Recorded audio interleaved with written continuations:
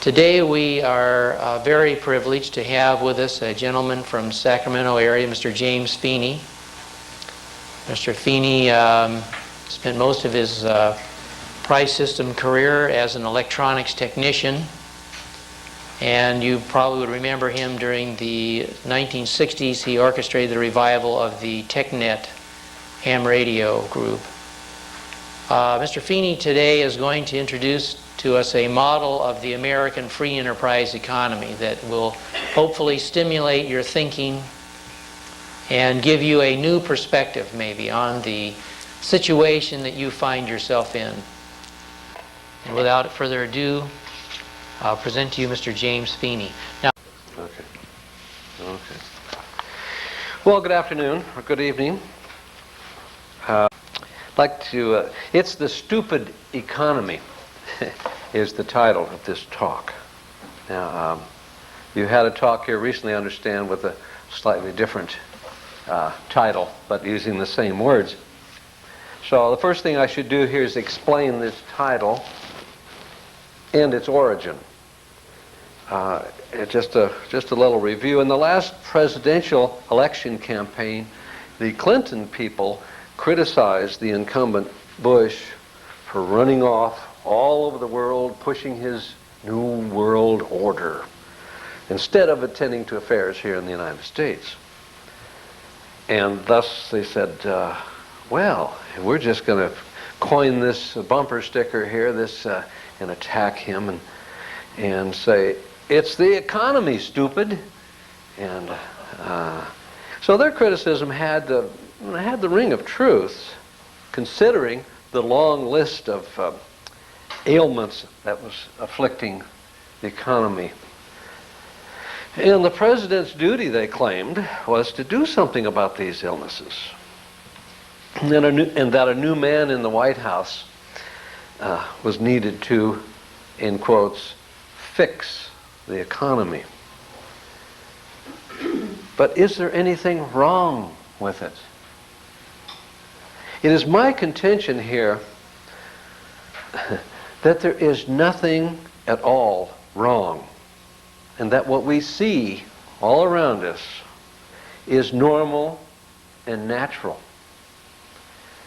I hope to show that a more accurate epithet to throw is, it's the stupid economy. Okay, let's take a look at this, a list of these so-called problems. There's the national debt, also the state, city, county, and private debt. There's crime, welfare, health care, unemployment, transportation, and of course the oil supplies that go along with that, pollution of all kinds, homelessness, we hear a lot about that, and militarism without an enemy, oh my gosh, and inflation, well, lack of it at the present time. All of these problems, all competing for our headlines every day. All these and many more, from pregnant teenagers to huge amounts of guns in our society. They're actually all part and parcel of a social system that has outlived its usefulness and now threatens our very survival. So, let's take a hard look at this hydra-headed monster we have created called the economy. Now, along with others, we have taken to calling the present social system the price system and describe it with the following definition. A price system, any social system that affects its distribution of goods and services by means of a system of trade based on commodity valuation and employing any form of debt tokens or money. This constitutes a price system. Now, that definition may seem a little heavy, but a key word in it is valuation. This valuation of commodities and services is based on a condition that has existed throughout recorded history. That condition has been scarcity. We all know this through our use of the expression that we use all the time. We call it dirt cheap. That's the basis of our use of the word scarcity. And also on the other end of the scale, how could anyone charge money for air? So air is so abundant that the price is forced down to zero. So, well, an exception is in downtown Tokyo, where the smog is so bad at times that sidewalk machines dispense oxygen in exchange for some yen at certain times. A lot of people are sick of the expression in terms of, well, that's this valuation business here. But in our examination of the stupid economy, we must look at what the terms of valuation are, namely money. Just what is it? An accurate but painful description is that it is a religion. And truly ecumenical, too, since virtually the whole human race has embraced it. More useful, however, is to ask what it is made of, or how solid it is, or where it is kept. Such a search is futile, because money is not a real thing, but merely a concept, a handshake, a promise to pay sometime in the future, when, as, and if. It should be obvious that money is based solely on faith and more closely resembles a verb, a way of acting towards something, rather than a noun, which is a something. Even more significant than the fact that money is not a thing, or even a zero, it is actually a negative. Yeah. Every dollar bill, check, CD, bond, credit card, etc., etc., etc., etc., signifies that something has not been paid for yet, and represents certificates or tokens that are owed to someone. This is the reason that these financial vehicles, including the dollars in our wallets, should be called debt tokens instead of money. Like all other religions, tons of print have been expended on describing, or more accurately, apologizing for the price system. The classic description is the Adam Smith model. And before we go into this, I must tell you that due to our time here, that this is going to be an economy model of the economy. So it's not going to be all that detailed. But we must go into this. And briefly stated, factories produce goods for a price. Workers receive wages, debt tokens that is, and give them up in exchange for those goods. Thus we have, in theory, a system where debt flows in a circle. Just like the song from that you heard on Broadway, I can't remember the show, it says, everybody's happy, everything is grand, just as long as the money changes hands.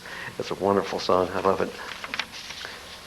Well, unfortunately, the theory breaks down in thousands of different ways in the real, not theoretical world. If someone takes some debt out of the circle to save for a rainy day, as we quaintly put it, that money is not available to purchase the goods. By the same token, if you'll forgive the pun, yeah, that's what I wrote. By this debt token, okay, you can laugh at it. How about what happens when the company takes out a profit? Okay.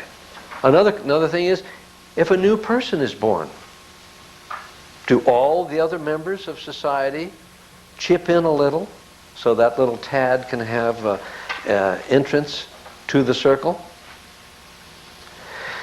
and thereby live? What happens when factories, machines, and processes that produce new goods without any new labor? I mean, it screws up the circle somehow or other. And what happens to those who are unceremoniously dumped on the economic scrap heap for the same reason? All these interruptions and thousands more are normal and everyday consequences in the operation of a price system.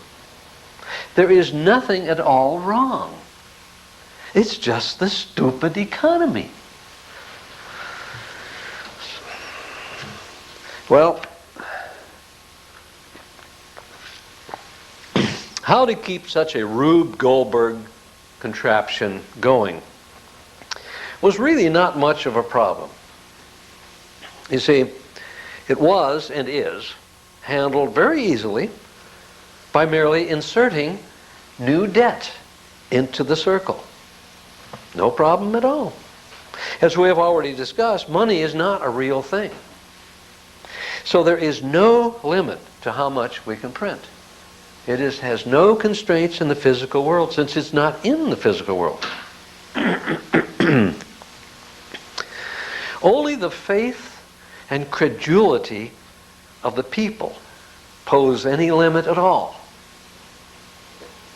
Because that's what it is. It's just faith. And of course, everybody is doing it. We've all been roped into this. We sign home mortgage papers and order up hundreds of thousands of dollars to be printed in our name. Voila! More money in the circle. Okay. We elect political representatives to print hundreds of billions of dollars to purchase armaments for us. The result, of course, we emphasize that, is a huge and growing amount of public and private debt. Now, add to this the fact that all this new debt is loaned into the circle at compound interest rates.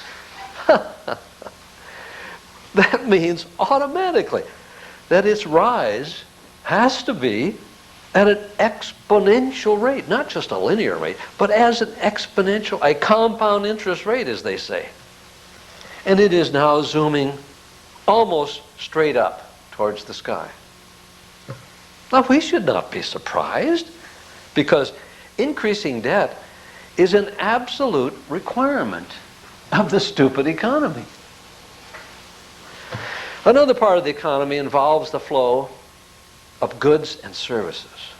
Now, this is the physical, that is a real flow, and it is opposite in direction in the same circle as the fiscal or the money flow.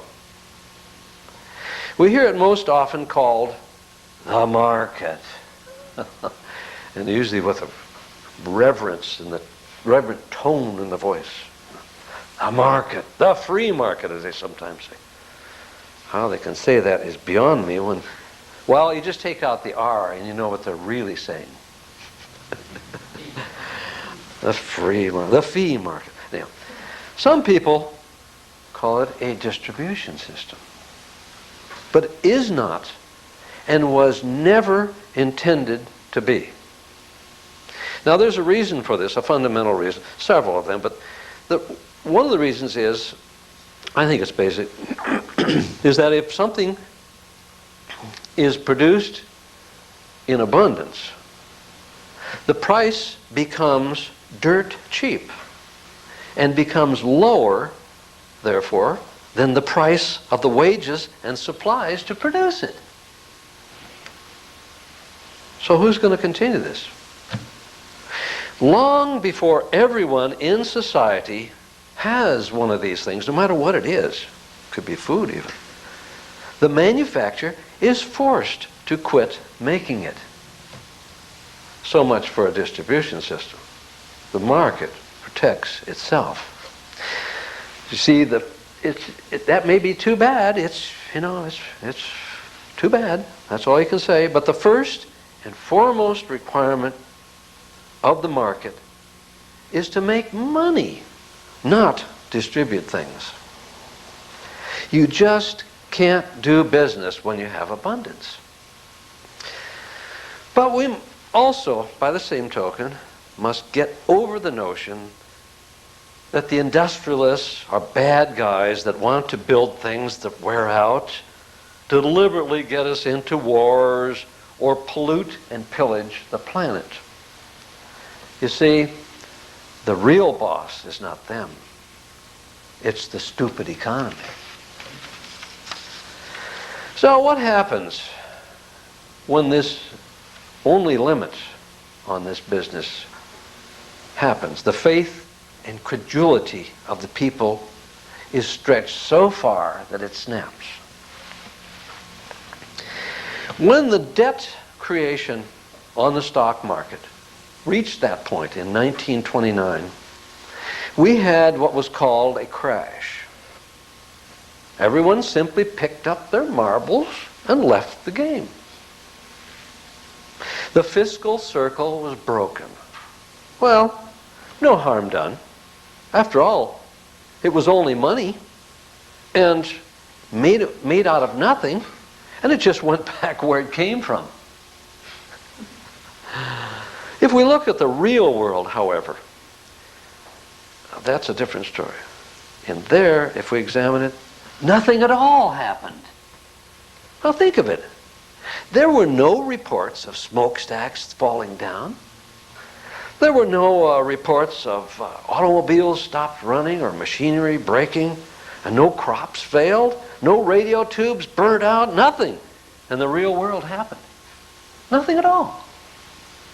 We simply decided that if the money circle could not be maintained, by golly, we would stop the other circle from operating. That's it completely. Unfortunately, this other counterflowing circle is the food and shelter and goods and services whereby we live. It would seem as if the carpenters, the electricians, and plumbers all arrived at the building site one day and were told to go home. And they had all this stuff here, no problem at all. But the person in charge apologized and informed them that they could not go on with the job because they had run out of inches.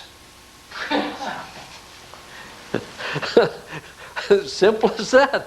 And everybody scratched their head and went home. Now, who was this person? Well, you guessed it. It was the stupid economy. And believe it or not, instead of being summarily fired, dismissed 60 years ago, this stupid economy is still in charge of everything. How can this be? Instead of recognizing the stupid economy's death and giving it a decent burial, the politicians called in the economic witch doctors to connect feeding tubes, potions, wires, and heart-lung machines to give the moribund system the appearance of life. One of the doctors, named Keynes, got the government to take over the debt-creating duties by hiring workers to do by hand what we had machines at that time that could do much better. The unfortunates at the bottom were thus readmitted to the circle at slave wages and spent every penny with the businessmen, who also wanted back into the loop. With WPA for the peasants, and RFC for the elite, and a whole panoply of alphabet soup nostrums, the cures worked beautifully, but only to stave off chaos and social revolt. The whole endeavor was a bust for the economy because not enough new debt could be created, and a whole decade went by with no improvement. 1941, by all the economic indicators, was just as bad as 1931. Everybody today concedes that only World War II brought us out of the Depression. The printed money stayed here. The war materials were shipped overseas, and all the bombs and all that stuff. Next, we had the Korean War. The Cold War with its hydrogen bombs, missiles, the missile race, and the ABMs. Then we had Vietnam, beautiful, limited war of unlimited duration. Wow. And in the 80s, the most gigantic buildup of arms and, guess what? Debt in history. The only mystery here is why anybody should be surprised at all this. The peace groups, the taxpayers, large and small, the unemployed, all want some change to occur, some reform of the economic system that will make everything rosy. Well, unfortunately, the economy is operating exactly in accordance with its rules. And every proposal that they offer will simply wreck the system. If peace broke up, it's pretty obvious it hasn't, what would happen to all the purchasing power of the jobs created in the huge arms business? Well, I don't know what it is, $300 billion or something like that. And remember Keynes from the 30s with the multiplier effect? It is now called military Keynesianism. And what would happen if the huge national debt, expected to reach $5 trillion next year, isn't that mind-boggling? What would happen if that was abolished or even reduced, as some clods have cried out for? Well, this would eliminate the holders of this debt and force them to leave the game, fatally rupturing the circle. It would make the 29 crash look like a Sunday school picnic. Well, what can we say about an economy that calls 6% unemployment normal? Throw these people on the economic trash heap, cut them out of the circle, and we call that normal? What can we say about that? Well, it is normal. And the reason for it is pretty doggone clear. Industry needs surplus labor to keep wages down. That's the economy, stupid. I mean, that's the stupid economy. Well, it's a natural function of this stupid economy. It's just a normal, natural thing. Now that's the easy part, throwing them on the trash heap there. That's the easy part. But supplying just the right amount of jobs to keep the circle flowing is becoming increasingly difficult. I have a bumper sticker that states, if you think the system is working, ask somebody who isn't.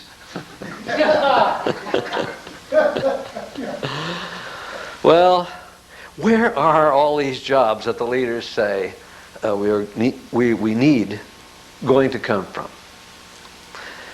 See, the only way that a majority of people, spite of all these ads for invest in the money markets and so forth. The majority of people can only gain access to the circle by selling their man hours. That is still true today. But manpower is needed less and less every day.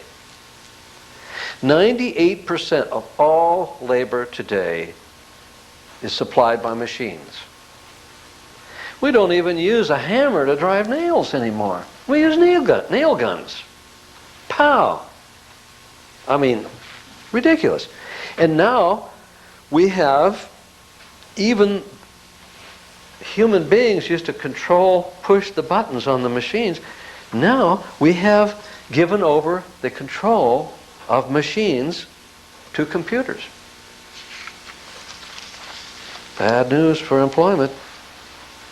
Millions of jobs were created in the so-called service industry to replace industrial automation job losses. But they are now being, that wonderful word, downsized. Where do they get these things from? Isn't that beautiful? Downsized. Doesn't mean you're fired forever. We've simply downsizing. Oh boy. And these are being, even these, the reason for this downsizing is because the new computer software that they have put in to handle these mountains and mountains and mountains in the so-called service industry are now beginning to work, really work, throwing hundreds of thousands of workers and their jobs, of course, in the trash can forever. The reinventing government guy, you know who that is? You know, let me take a look here for a second. You know who that reinventing government guy is? He is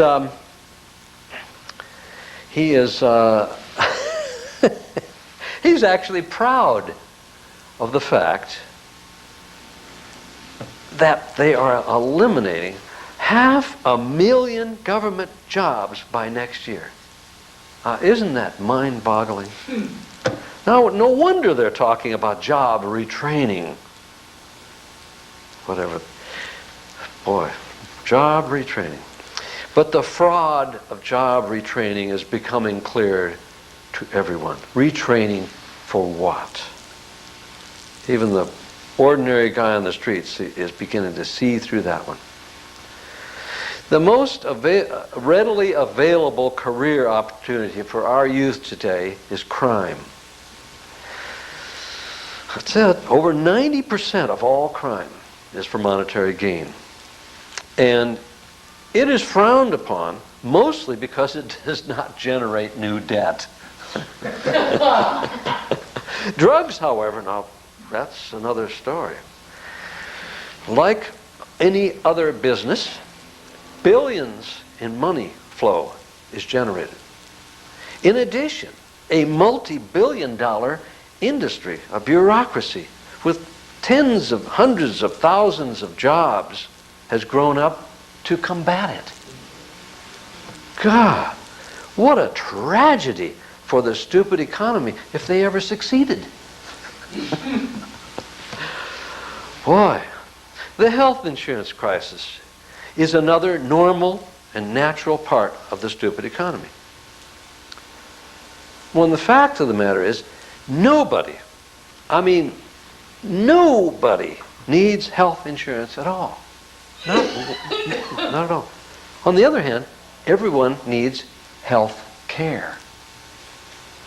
These racketeers have simply inveigled their way into this money circle between the consumer and the provider of health care, and they supply nothing except buying and selling most of the real estate in America. That's their function, their only function. And no one says that there's anything wrong with this, from the top guy on down. We've been fooled. See, these people are doing just what any business is supposed to do in a stupid economy. Well, then we take our transportation system. The transportation system has been taken over by the automobile interest. We all know that. Ignoring for a moment the pollution, the deaths, the congestion, the waste, and everything, all this other stuff that goes with the automobile, we have to ask ourselves this question. Ask any businessman, which one would buy a machine? I'm serious. Consider this now. What businessman would buy a machine that sits idle for 96% of the time? Stupid. And I'm not going to say who's stupid, but in that case, but how are we suckered into doing this? You know, the method which we were suckered into doing this. And we're not stupid. I mean, we were truly subjected to a very, very prolonged, decades-long method. And this has all been very well documented. The auto, oil, and rubber companies first bought up and destroyed the rail lines that once crisscrossed all of our cities, all of our big cities in the past. And the bottom line of all this is, well, of course they pushed the automobile. I mean, that's the way it happened, you know, and they did billions of dollars worth of advertising, you know, everything from Dinah Shore, Tour of the USA, blah, blah, blah. Or the Big M, you know, ladies and gentlemen, it's a really big shoe tonight. This is Ed Solomon, and see the Beatles stuff later on this week, and brought to you by the Big M. Now, that's not the Big M they talk about nowadays, but it's Mercury. But anyhow, that's the way they did it. And the bottom line of all this is that the automobile has been very, very good for the stupid economy. Wonderful. Well, considering all the above, and we have barely scratched the surface of the regular features of the price system, it should be obvious that nothing can be done to make this thing work any better than it is already. It is designed this way. What is needed is a totally new design to distribute the abundance of North America. This brand new design would place every person in North America, without exception, into the circle, with absolutely no restrictions. A guaranteed annual income, divorced from a job or any other provisions, will be provided as a right of citizenship in this design. Poverty, homelessness, crime, unemployment, welfare, and other ills would be instantly eliminated. Scarcity no longer exists in North America. So the artificial restrictions of the stupid economy are no longer valid. Instead of dividing up the not enough to go around, we have, for the first time in the 5,000-year history of the price system, the job of distributing an abundance. Now, it may come as a surprise, but the hardware for this distribution system is already largely installed. The UPC barcode and the laser scanners are already used virtually everywhere today to keep track of the flow of goods and services. President Bush showed his shocking technological ignorance by his discovery of it when he made a visit to a grocery store.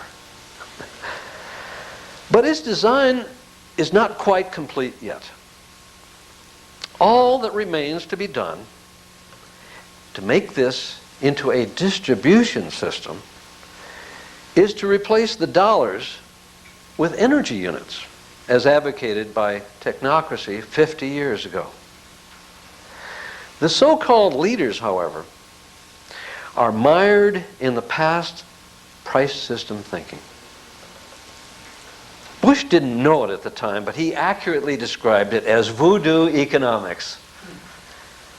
The physical world be damned. The important things are the national debt, the interest rates, the taxes, budgets, and the endless parade of fictions that constitutes the voodoo of the price system. All of this would be swept away if we install a smart economy instead of a stupid one.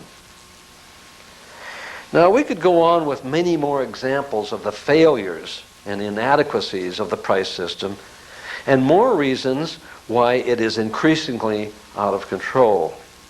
And we could go into more detail of the solutions technocracy proposes, such as continentalism, a government by function and its many functional sequences, and much, much more. But we must stop and think about where we are at this point in time. We have arrived at an historic moment in human history. If we are really interested in social reform, we must look to the immediate future. At the present time, only technocracy has a proposal to organize our society for the technological age in which we now live. When, not if, the present society collapses, we must be individually prepared with the knowledge of how this future system works. Won't you start now by reading the magazines, the individual fact sheets called Technocracy Briefs, and go through this Technocracy study course. Even if you've been through it before, you should go through it again. If you agree, after a careful, even critical investigation of technocracy's analysis, now that's two things here, technocracy's analysis of the archaic price system and technocracy's synthesis of a brand new society called a TechNet, then please join Technocracy Incorporated in its efforts. Only by educating a sufficient number of North Americans of our possibilities here can we, as a species, prevent going the way of the dinosaurs. We have everything we need: the minerals, the water, a complete range of climate, and the largest pool of technologically capable people ever available. And now we have a design. We must get ready. The stupid economy is not long for this world. Thank you.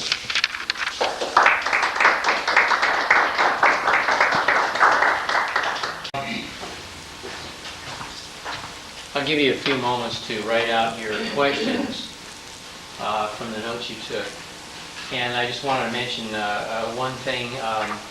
Maybe you were aware that the latest Northwest Technocrat doesn't have a photograph on the cover this time. It just has a announcement of an article inside. But something that, of course, the average American who exposes himself to television endures constantly is it talks about foreign countries in which you're involved, particularly Somalia, and so on. There's an article in the middle of this magazine called Somalia Hating No, and it gives you a little historical background about the involvement of the American price system in those areas and the background and how we got us in and the various players in the scenario there. It's something that you won't find in the average newspaper, and I think you'll enjoy it immensely. Also, in the back of this magazine is the very latest brief. It's called Population and Starvation. And it announces that at the very top, it says by mid-1993. Now, of course, you realize that's now history. The world's population reached 5.5 billion humans. And they go on then to talk about the implications of that. One of our members, Mr. Ken Bauman, has been involved in some radio work here recently, and I'd like to ask him to come up here for just a moment and share his recent experience with us. You would, Ken?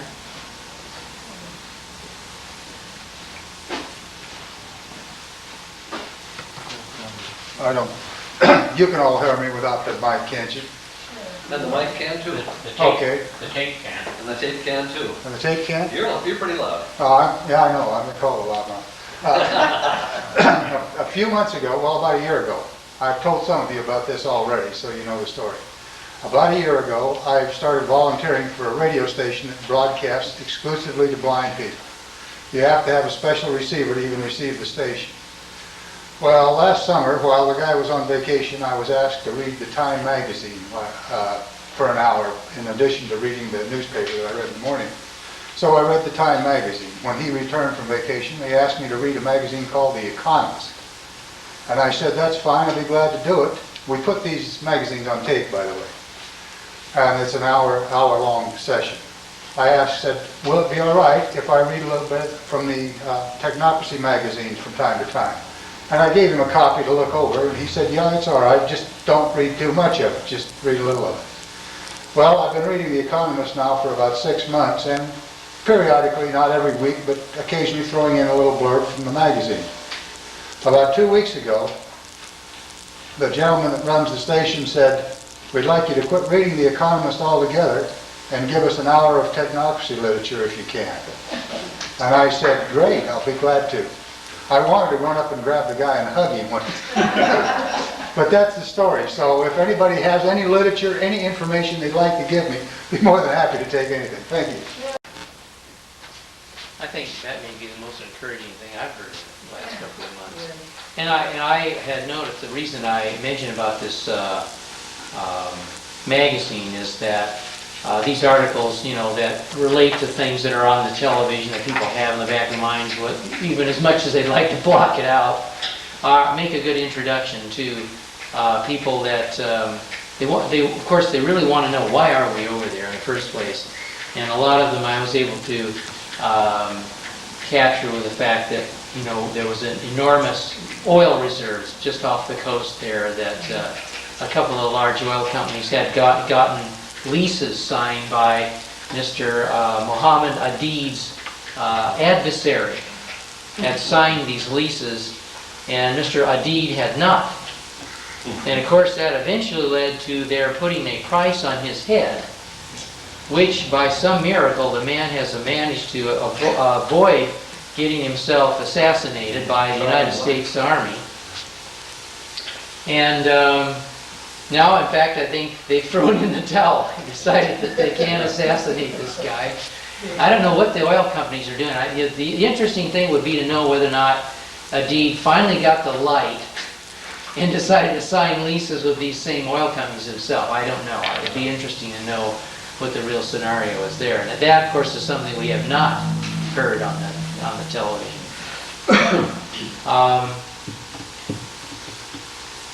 Okay, as you're still writing, so I'll stall for a few more minutes here. We, once again, Mr. John Tobby will be here on the 20th of March. It's a Sunday, of course. He'll be lecturing at 2 o'clock. I do not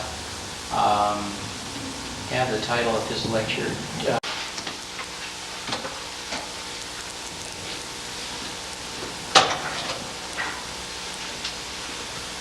I'm going to turn this tape over because it's just about to end anyhow. And I like these question and answer period. I remember the first talk I gave, which hasn't been too long ago, and it's quite challenging. Jim, you need the mic.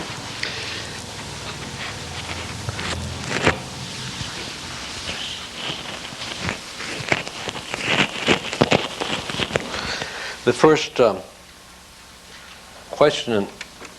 question and answer session I had, and I haven't had that many talks that I've given, and the very first one after the initial shock, I really enjoy this part because when you give a talk, you have to pick out what you think that people have in their heads already. Otherwise, you're talking Japanese to English-speaking people or vice versa. So you have to try to talk in terms of There's that word again. But you do have to use the terms that are common in your language when you're talking to other people, regardless of what the subject is. It's particularly difficult when you're dealing with the price system, because everyone, one of the reasons, everyone assumes that they know how the price system works. And when you investigate it, you find out that not one out of 100,000 knows how it really works. And so when you talk, you have to pick out as much as you can perceive of what people, more or less try to fill in the blanks for what people don't know about the price system. They assume certain things, like money is something, and that's what I took for the subject of this talk. And I tried to shatter this one part of it, and then of course the economy model of the economy, the Adam Smith circle. And there's much more that you can go into. Like, I didn't even talk about another measure of the economy, and that's the real world, and how technocracy intends to deal with that. And the way we deal with it now is what I dealt with today. So,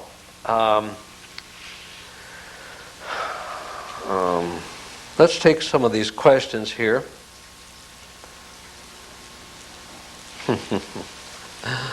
All right, we have some all-inclusive questions here.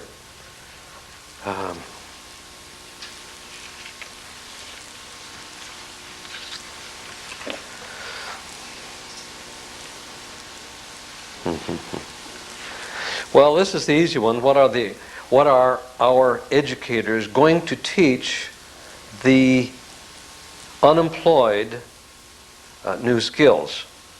What new skills can be developed when the production machines are already self-producing?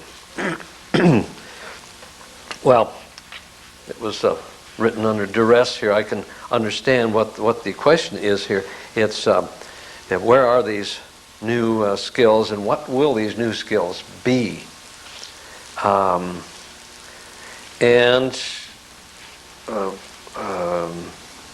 Because of the production machines that are already self-producing.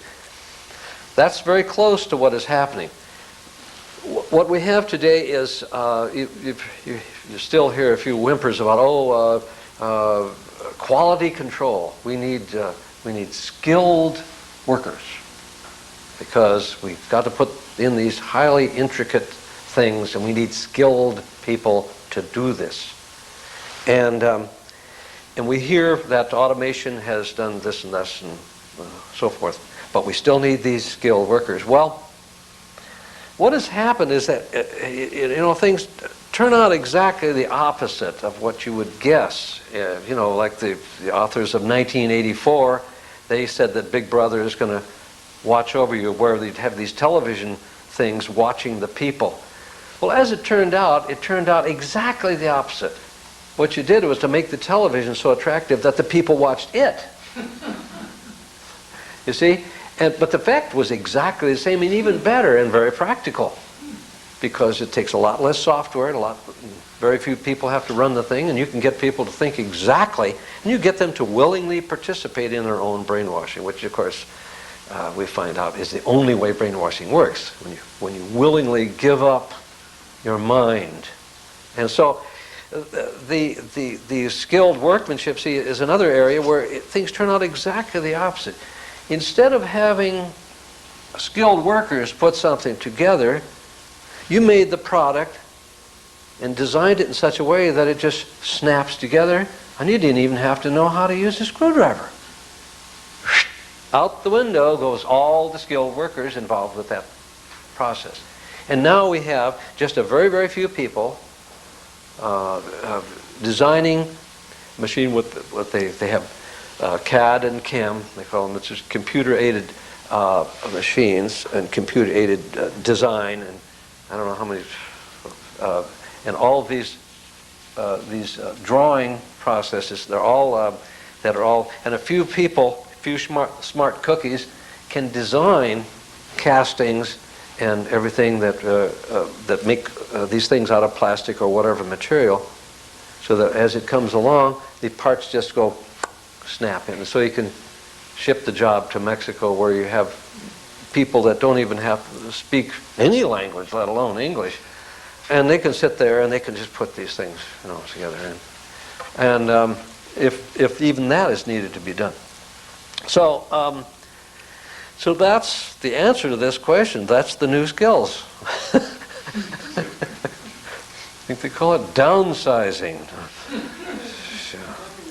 So it simply is not possible that when you have more and more things doing less and less, more and more production with less and less people. I wish I'd trimmed. I was in the paper yesterday about how the productivity, the little burst they're talking about. Oh, we're recovering from the economy. But it was an increase in productivity, and it was attained by firing, I think, something like 100,000. I don't know how much. Just an astounding number of people. And at the same time last year, or within the 4 months or something like that, production increased. I mean, everybody should be able to see this. That retraining is a fraud, and the new skills need to be developed. And those new skills, only Technocracy offers.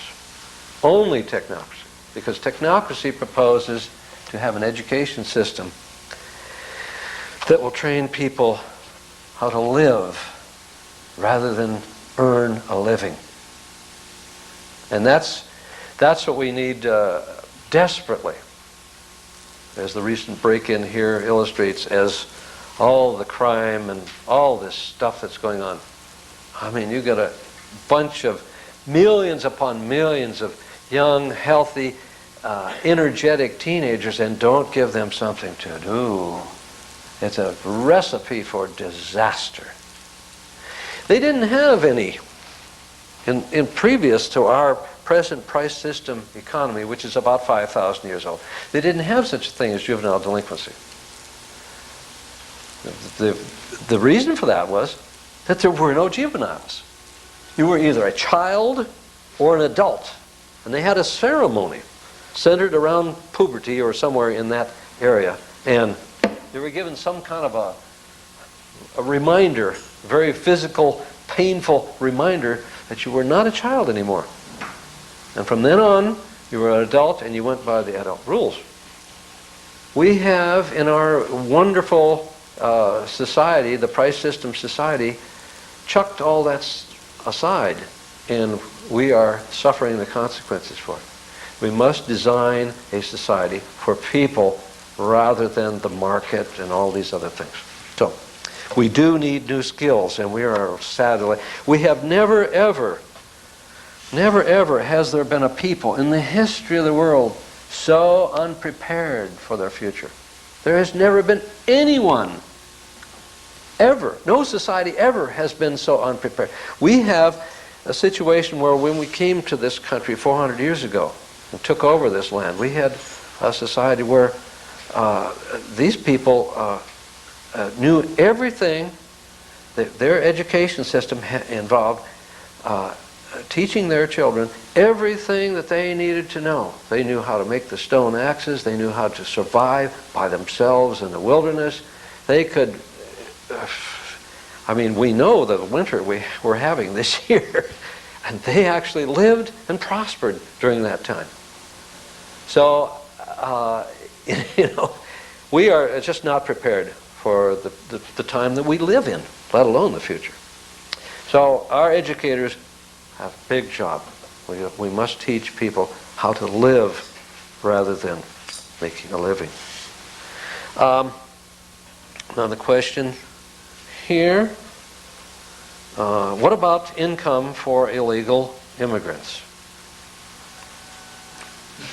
Well, with a, it says in parenthesis, in a technate. A technate involves, for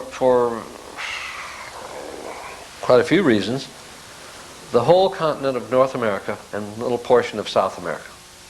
And this is the minimum area needed, on the one hand, for a society technologically run that will support its population in the highest fashion possible. And it's the maximum, it's also, did I say minimum or maximum? That's the minimum size. It's also an area that could be defended from all the rest of the tribes on the earth.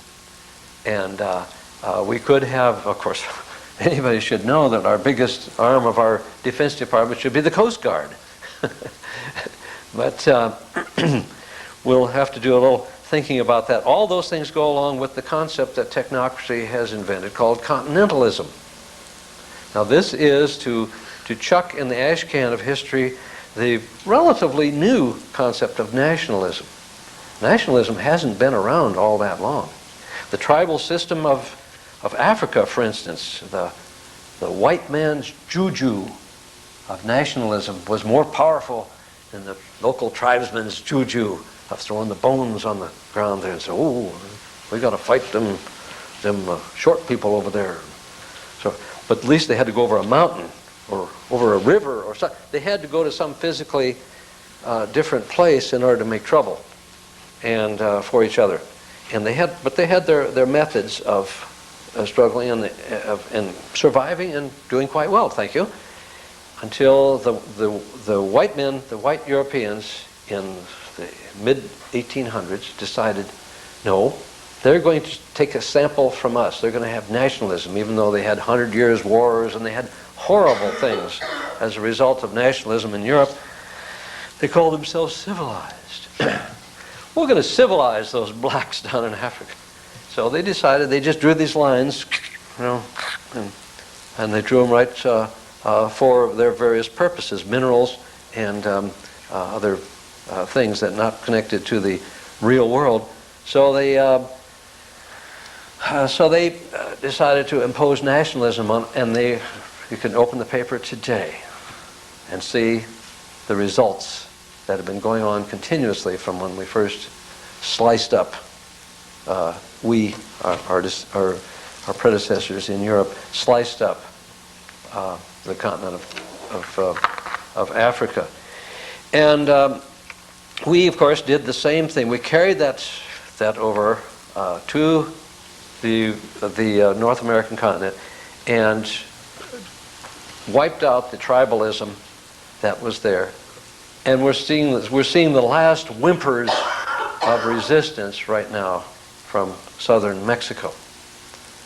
And these people are very there's Indian people there saying, "Hey, we are of the land, and we think we belong to the land rather than the land belonging to us." And we call them those nasty. They got those communist ideas. How they got that 1,000 years ago, I don't know, but it was before Marx. But maybe Marx got it from them. I don't know. Anyhow, they had this complete different idea of how they related to the earth, and the white man came along, and he had the opposite. So naturally, there was this conflict that's been going on since then. So we've got to eliminate that and so this renders a whole new meaning to this word immigrants, and also the illegal part of it. It's like an illegitimate child. How can a child be illegitimate? I mean, it's a real child, and how can an immigrant be illegal? Well, it's only because we say so. That's the only basis in the real world that it rests on, is because we say it so. And And as far as immigrant goes, there would be no immigrants in a technate unless they swam. It would be very, very simple. Unless the ice age comes and there's a land bridge across the Bering Sea, no problem. How would you take care of this as far as the accounting for this national distribution system? Since we have more than enough to go around, we just simply distribute everything to anybody that lives in North America as a matter of citizenship. We obviously have to protect ourselves from kooks and outside agitators, as they call them, from foreign places that might be sent over here. Now, one way to combat this, from large-scale tasks, of course, is to invite over not immigrants but students. Pay their upkeep and everything in physical terms, of course. Support them. Give them an education in how the technate of North America operates, and tell them everything they want on the proviso that they go back home afterwards. And these would be temporary immigrants, I guess you would call them. Not illegal, but temporary. And of course they would have, while they were here, able to participate in any movies they wanted to go to, any yacht they wanted to sail on, any car they wanted to drive, any thing that we have here in North America, they would be able to participate in this as a right of citizenship like anybody. They would have their green card, I guess you would call it, and just along with all the rest of the citizens. However, it would expire, as every person's green card would, or income card, as we call it, the energy certificate, would expire in 2 years' time and be issued another one. They would get a letter and said, "Your time's up. Go home." And so these immigrants would be handled. Now there's other immigrants. Anybody that had criminal tendencies, psychotic or otherwise, in this country would be able to be, the only way they'd be able to eat, travel, buy clothes, get shelter, would be through an energy certificate. And any person in North America who is living here would want to know that in their midst is an enemy. And anybody in North America that is not trying to hide something, who is not one of the enemies, would want their relatives to know if they fell down a mine shaft someplace, or were abducted, or anything at all happened to them. They would be able to say, well, let's find out where this person, we got 200 million people here, and that's a big job. Well, okay, we'll run a tracer on them, and we'll just find out where the last place they purchased a meal, or where they slept, or whatever. And a person would be able to be kept track of if it was necessary. And of course, nobody, in the present time, of course, that is anathema. I mean, you absolutely, people go bananas. Oh, Big Brother. Why not? Because everybody in North America, by the requirements of the stupid economy, is a criminal. You have to extract debt against your fellow man faster than he can pile up debt against you, and on and on and on.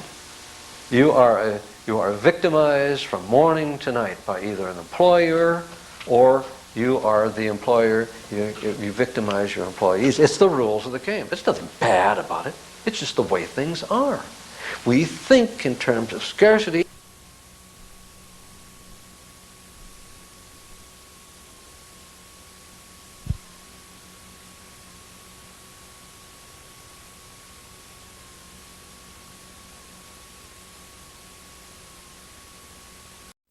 Today we are very privileged to have with us a gentleman from Sacramento area, Mr. James Feeney.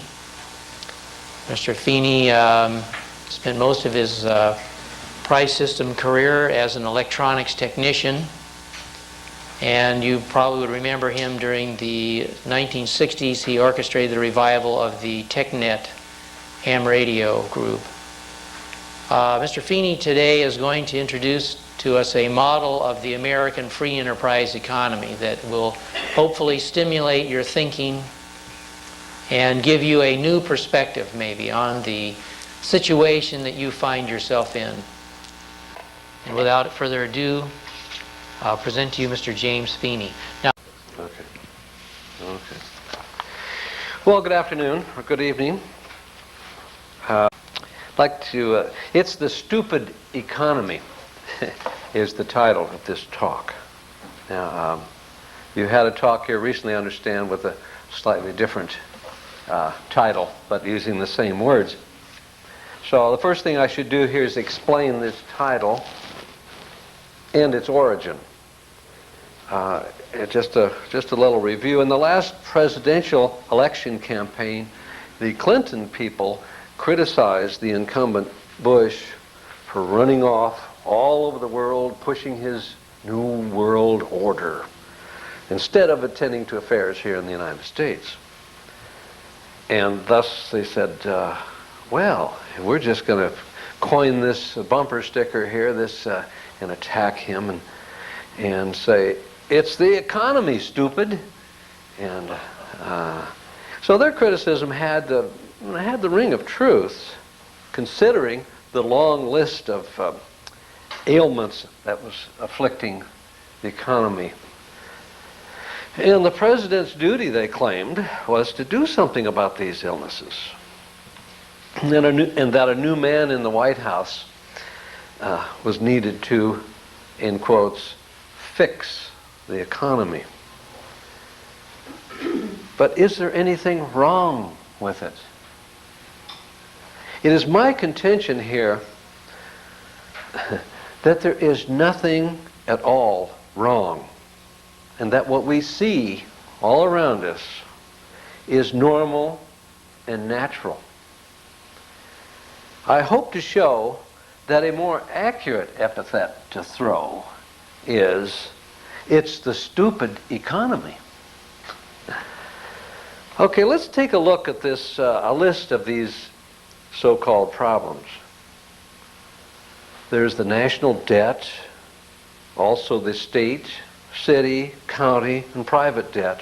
There's crime, welfare, health care, unemployment, transportation, and of course the oil supplies that go along with that, pollution of all kinds, homelessness, we hear a lot about that, and militarism without an enemy, oh my gosh, and inflation, well, lack of it at the present time. All of these problems, all competing for our headlines every day. Sometime in the future, when, as, and if. It should be obvious that money is based solely on faith and more closely resembles a verb, a way of acting towards something, rather than a noun, which is a something. Even more significant than the fact that money is not a thing, or even a zero, it is actually a negative. Yeah. Every dollar bill, check, CD, bond, credit card, etc., etc., etc., etc., signifies that something has not been paid for yet, and represents certificates or tokens that are owed to someone. This is the reason that these financial vehicles, including the dollars in our wallets, should be called debt tokens instead of money. Like all other religions, tons of print have been expended on describing, or more accurately, apologizing for the price system. The classic description is the Adam Smith model. And before we go into this, I must tell you that due to our time here, that this is going to be an economy model of the economy. So it's not going to be all that. Through our use of the expression that we use all the time, we call it dirt cheap. That's the basis of our use of the word scarcity. And also on the other end of the scale, how could anyone charge money for air? So air is so abundant that the price is forced down to zero. So, well, an exception is in downtown Tokyo, where the smog is so bad at times that sidewalk machines dispense oxygen in exchange for some yen at certain times. A lot of people are sick of the expression in terms of, well, that's this valuation business here. But in our examination of the stupid economy, we must look at what the terms of valuation are, namely money. Just what is it? An accurate but painful description is that it is a religion. And truly ecumenical, too, since virtually the whole human race has embraced it. More useful, however, is to ask what it is made of, or how solid it is, or where it is kept. Such a search is futile, because money is not a real thing, but merely a concept, a handshake, a promise to pay. All these and many more, from pregnant teenagers to huge amounts of guns in our society, they're actually all part and parcel of a social system that has outlived its usefulness and now threatens our very survival. So, let's take a hard look at this hydra-headed monster we have created called the economy. Now, along with others, we have taken to calling the present social system the price system and describe it with the following definition. A price system: any social system that affects its distribution of goods and services by means of a system of trade based on commodity valuation and employing any form of debt tokens or money. This constitutes a price system. Now, that definition may seem a little heavy, but a key word in it is valuation. This valuation of commodities and services is based on a condition that has existed throughout recorded history. That condition has been scarcity. We all know this